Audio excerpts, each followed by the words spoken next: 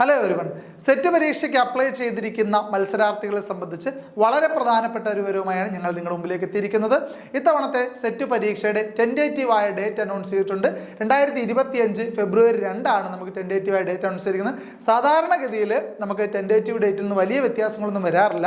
അപ്പോൾ ഒരു റെഡ് ലൈനായിട്ട് നമുക്ക് ഫെബ്രുവരി 2 കണക്ക് കൂട്ടിക്കൊണ്ട് പഠിത്തം ചിട്ടപ്പെടുത്തേണ്ടുന്ന ഒരു സമയം ആയിട്ടുണ്ട്.